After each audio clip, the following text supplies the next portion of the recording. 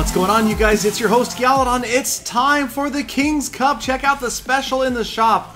Could not resist. I am a bit of a dirty gemmer, so we're going to give it a try, picking up the magical gem pack for the magical chest. Probably nothing exciting in here, but that's okay. We will move on. And what was the next one? Hold on, let's see. Oh, Ice Golem. I could use some extra Ice Golems. Okay, the golden gem pack. I mean, it's a good deal, so I'm just going to go ahead and take it. I would eventually buy the gems anyway. We've got that.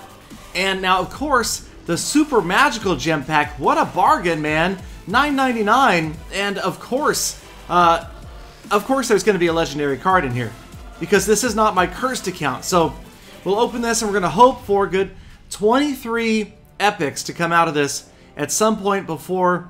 Okay, it has to be this next one. It has to be 22 or 23 epic. Oh, that's it. Okay, so this means legendary card. And, oh, come on! Oh, my goodness! Oh. Oh, finally. Man, it took me forever to unlock the graveyard, you guys, and, man, that's kind of poetic justice. We got it out of this special King's Cup Super Magical Chest, and we'll talk a little bit more about the King's Cup. In the meantime, we have to figure out how to use this graveyard, and I've been using this deck. We're going to find the graveyard spell, and we're going to put it into use. I don't know how. Well, it kind of makes the most sense that it replaces the Skeleton Army. I mean, it's the closest thing to it. Of course, it's 2 more elixir. But this is a cheap deck, 2.7, so now it's only 3.0. Move on over. Now, we can't do the King's Cup challenge right now because we're in the middle of a grand challenge, but we can do a grand challenge, so let's get going. Alright, so, man, with the graveyard spell instead of the tombstone, not sure. Shout out to the plane taking off in the background at LAX. Let's just try it right off the bat. Okay, here we go. Graveyard spell. A lot of guys don't know how to counter it, so let's see what happens. Go. There we go. Come on. Ice Spirit's going to help out. A dragon. I don't know. 2,422. Not bad. Getting under 2,000. Okay, I'll take it. I'll take it. That was like about 700 hit points. And we'll go ahead and protect against the dragon, the Mega Minion. And let's see here. Maybe we'll slow these guys down just a... Oh, nice lightning spell. Okay, we should be okay, though. Yep. That was enough of a stall. We stopped the Mega Minion. Okay, so we've got the mirrored Goblin Barrel ready. We could always mirror the furnace as well, or even the graveyard.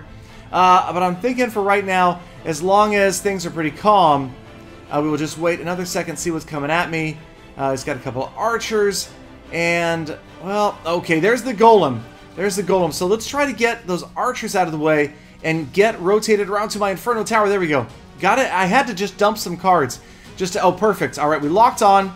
And he probably doesn't have that lightning spell ready. Let's go ahead and throw the graveyard up here again. See how he wants to counter it this time. And we're at Mega Minion. Okay, I don't think that's the best counter either. A little zap spell in there helps them dig. Go, 6,500. Oh my, I don't know. That was nicely done, though. All right. Furnace, great counter to the Mega... Oh, he's got that dragon in there. Okay. Oh, that didn't work out so well. Okay, let's just, again, try to rotate around to something that's a little more useful. A couple of Ice Spirits in here.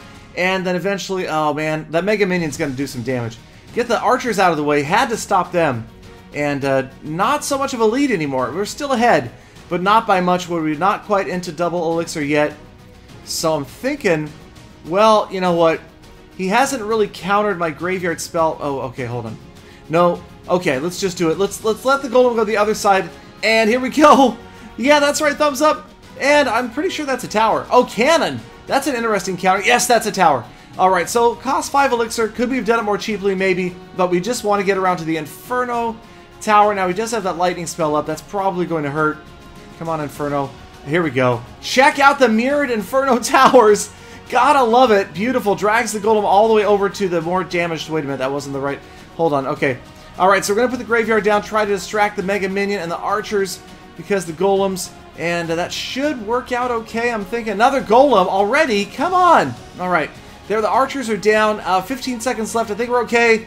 Nobody's getting to this tower except for a lightning spell. Wait a minute. Come on, no, he's got the log. And we got Ice Spirits down in here and doesn't look good. Doesn't he have a lightning spell? 5, 4, come on, there it is. Oh my goodness, 21 hit points! 21 hit points. I guess I forgot. I don't use the lightning spell. Forgot he wasn't going to get the tower down with just the lightning. Nice! Graveyard win. Alright, so that was the live battle, and then we went on and sure enough tried out another challenge with the same deck, and so far so good. I'm not sure.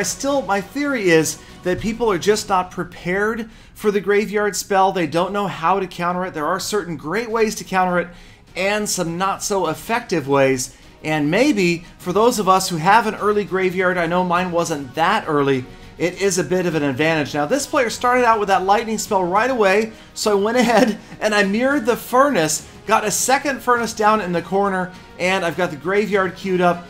This deck, kind of interesting, not a whole lot going on offense other than the graveyard. Most of this is mostly defensive style stuff. You've got the zap spell, of course. The Goblin Barrel, though, I guess would be a big part of this plan. So here, check out the lack of damage from the graveyard spell. Now, we did throw an awful lot of elixir into this. Archers, Mega Minion, and a log pretty much prevents anything.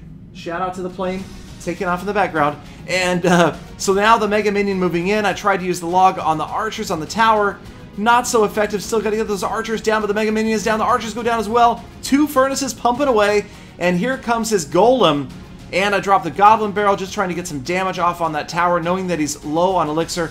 Worked out pretty well, several hundred hit points off that tower. And check out the damage to the golem from the fire spirits, trying to get that Inferno tower to lock on, but lots of other stuff in the area. And the graveyard spell. So the idea here was to use the graveyard just to distract, say, the archers, the Mega Minion, the golem, though, or the golemites, one of them getting to the tower. I threw the log in, surprisingly effective, stopped all of those skeletons, and they might have gotten some damage in had that golemite still been on there. So we've got 2 furnaces pumping right here. I'm thinking, great, let's go zap the tower and get all 4 on the no. Drops a lumberjack. They almost incinerate the lumberjack. His rage doesn't do a thing, but I couldn't get to his tower either, so a pretty good counter. I'm going to give him that one on the lumberjack. Here we go, double elixir. We know he's got the golem, he's got the lightning spell, but I've got the graveyard. This time it's the Goblin Barrel and the graveyard together, and watch the damage just roll in. As he was not ready, he threw the golem down, and all those little units are eventually going to get quite a bit of damage. Just can't quite get the tower under 1,000 hit points, but that's okay. One more good push, we should be okay. Gotta stop the golem. The furnace, I'm telling you, the fire spirits do a great job of clearing out the garbage that gets in the way. Now again, this not a very effective use of the graveyard. Just wanted to throw it in there to show you how not to use it. Okay, not really. But check out the lumberjack running around and then going over to the tower. 200 hit points, 200 more, 200 more, 200 more. Man, that is just annihilation. Gotta stop that lumberjack. Finally do stop him.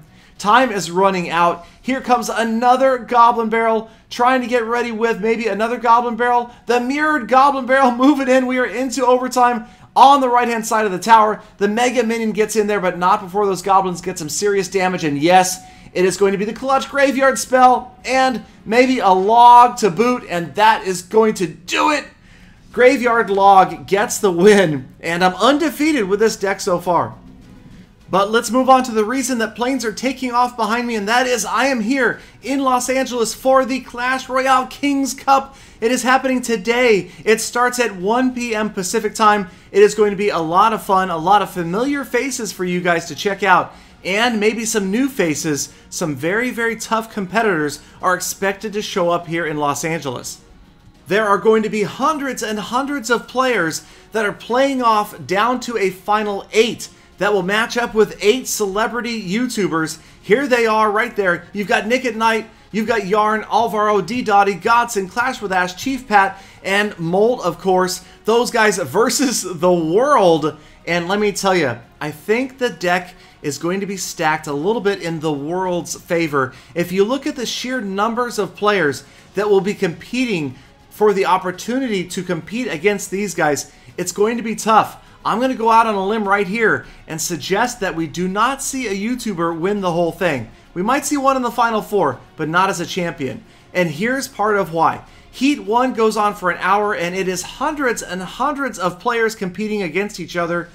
That leads to Heat 2, where you've got just 128 players playing for another hour.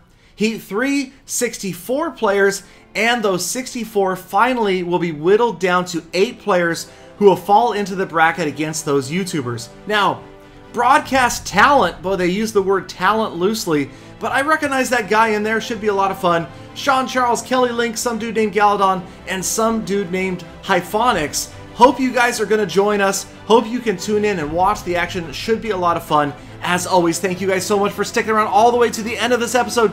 Hit that thumbs up button, subscribe, let me know in the comments who you think is going to win the Clash Royale Kings Cup. And until tomorrow, get out there and make every attack a full attack.